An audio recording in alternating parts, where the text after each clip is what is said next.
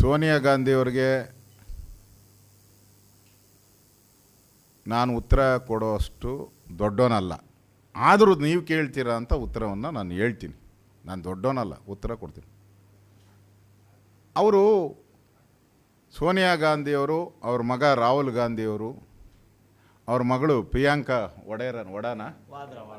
ಒಡೆನೋ ವಾದ್ರನೋ ಗೊತ್ತಿಲ್ಲ, ಅವರು ಕೇಳ್ತಾರೆ ನಮ್ಮ ಸೈನಿಕರು ಅಲ್ಲೋಗಿ ಬಾಂಬ್ ದಾಳಿ ಮಾಡಿದ್ರು ಅನ್ನೋದಕ್ಕೆ ದಾಖಲೆ ಕೊಡಿ ಅಂತ ಕೇಳ್ತಾರೆ.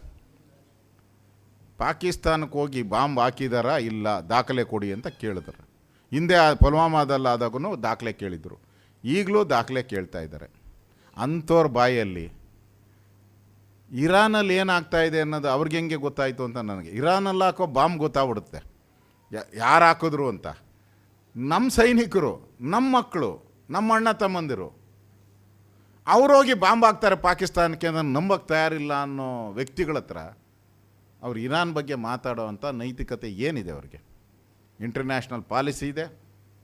ಈಗಾಗಲೇ ನಮ್ಮ ಯುದ್ಧ ಆದಾಗ ಇಸ್ರೇಲ್ ಓಪನಾಗಿ ನಮ್ಗೆ ಸಪೋರ್ಟ್ ಮಾಡಿದ್ದಾರೆ. ನಿಮಗೆ ಗೊತ್ತಿರಲಿ, ಹಿಂದೆ ಅಟಲ್ ಬಿಹಾರಿ ವಾಜಪೇಯಿ ಅವರು ಇದ್ದಾಗ ಏನು ಕಾರ್ಗಿಲ್ ವಾರ ಆಯಿತು. ಆಗ ನನಗಿರೋಂಥ ಮಾಹಿತಿ ಅಮೇರಿಕಾದವರು ಸ್ವಲ್ಪ ಹಿಂದೆ ಸರಿಬಿಟ್ರು, ಮೊನ್ನೆ ಸರಿದ್ರಲ್ಲ ಹಂಗೆ ಹಿಂದೆ ಸರಿಬಿಟ್ರು. ಆವಾಗ ಪೂರ್ತಿ ಇಸ್ರೇಲ್ ಅವರೇ ನಮ್ಮ ಆ ಪಿರಂಗಿ ಟೆಕ್ನಾಲಜಿದು, ಯಾಕಂದರೆ ನಾವು ಕೆಳಗಡೆ ಅವರು ಮೇಲುಗಡೆ, ಅವಾಗ ಪೂರ್ತಿ ಟೆಕ್ನಾಲಜಿಯನ್ನು ಕೊಟ್ಟು ನಮಗೆ ಸಹಾಯ ಮಾಡಿದವರು ಇಸ್ರೇಲ್ ಅವರು. ಯಾರು ಪರವಾಗಿರಬೇಕು ಅಂತ ಇಂಟರ್ನ್ಯಾಷನಲ್ ತಜ್ಞರಿದ್ದಾರೆ. ಅವರು ಯಾರೇ ಸರ್ಕಾರ ಇದ್ದರು, ನಮ್ಮ ಸರ್ಕಾರ ಇಲ್ಲಿ ಇನ್ನೂ ಅವರ ಮಾಹಿತಿ ಮೇಲೇ ಎಲ್ಲ ತೀರ್ಮಾನ ತೆಗೆದುಕೊಳ್ಳೋದು. ಯಾಕೆಂದರೆ ಇದು ಭಾಳ ಸೆನ್ಸಿಟಿವ್ ವಿಚಾರ.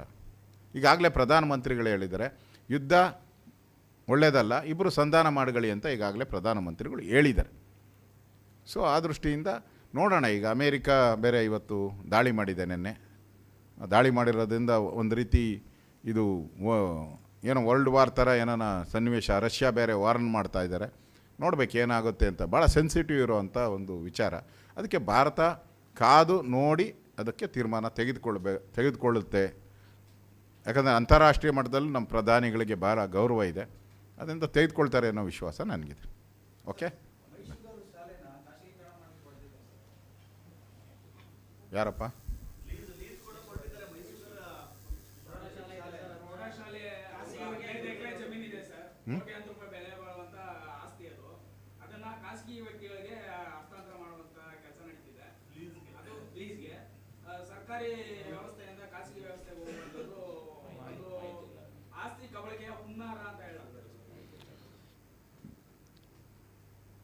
ಈ ಸರ್ಕಾರ ಎಲ್ಲೆಲ್ಲಿ ಕಮಿಷನ್ ಸಿಗ್ತಿತ್ತೋ ಆ ಕಮಿಷನ್ ಹೊಡೆಯೋ ಸರ್ಕಾರ ಅಂತ ನಾನು ಪ್ರಾರಂಭದಲ್ಲೇ ಹೇಳ್ಬಿಟ್ಟಿದ್ದೀನಿ.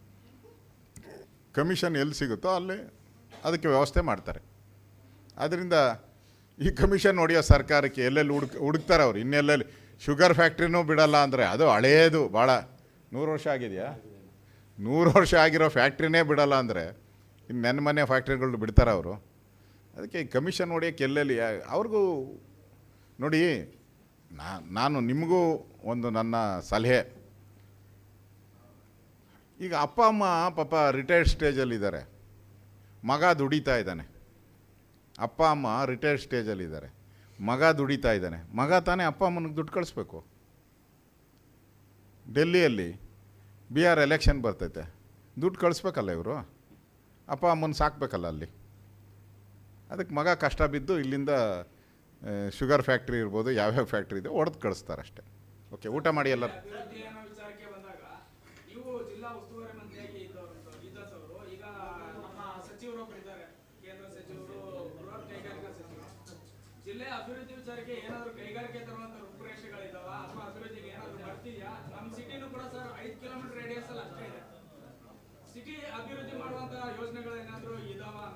ಈಗಾಗಲೇ ಕುಮಾರಸ್ವಾಮಿಯವರು ಅವ್ರಿಗೆ ಕೊಟ್ಟಿರೋದು ಫ್ಯಾಕ್ಟ್ರಿಗಳಿಗೆ ಸಂಬಂಧಪಟ್ಟಂತೆ ಹೆವಿ ಇಂಡಸ್ಟ್ರೀಸು, ಅಲ್ಲಿ ಈಗಾಗಲೇ ಪ್ರಯತ್ನ ಮಾಡ್ತಾ ಇದ್ದಾರೆ ಅವರು. ಕರ್ನಾಟಕಕ್ಕೆ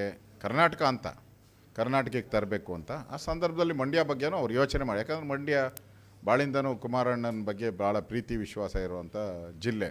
ಅದಕ್ಕೆ ಮಂಡ್ಯ ಕೂಡ ಅವ್ರು 100% ಮಾಡ್ತಾರೆ. ಬೆಳಗಿನ ಕೂಡ ಅವ್ರ ಜೊತೆ ಮಾತಾಡಿದ್ದೀನಿ, ಮತ್ತೊಂದು ಸರಿ ಮಾತಾಡ್ತೀನಿ.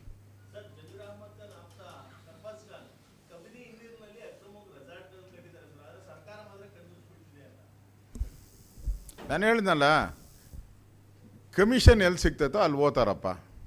ಕಮಿಷನ್ ಎಲ್ಲೆಲ್ಲ, ಈ ಸರ್ಕಾರನೇ ಅಕ್ರಮ ರೀ. ಈ ಸರ್ಕಾರನೇ ಅಕ್ರಮವಾಗಿ ಇವತ್ತು ಇರೋವಂಥದ್ದು. ಈಗ ಮೂಡ ಹಗರಣ ನೀವೇ ಹೇಳಿದ್ರಿ, ತಪ್ಪು ಮಾಡಿಲ್ಲ, 14 ಸೈಟ್ ವಾಪಸ್ ಕೊಟ್ಟರು. ವಾಲ್ಮೀಕಿ ಹಗರಣದಲ್ಲಿ ನಾನು ಅಸೆಂಬ್ಲಿಯಲ್ಲಿ ಮಾತಾಡಿದಾಗ, ಅಶೋಕ್ ನಿನ್ಗೆ ಬುದ್ಧಿ ಇಲ್ಲ, 187 ಕೋಟಿ ಅಲ್ಲಪ್ಪ, ಬಿರಿ 87 ಕೋಟಿ ಹೊಡೆದಿರೋದು ಅಂತ ಅವರೇ ಸಿಕ್ಕಾಕೊಂಬಿಟ್ರು.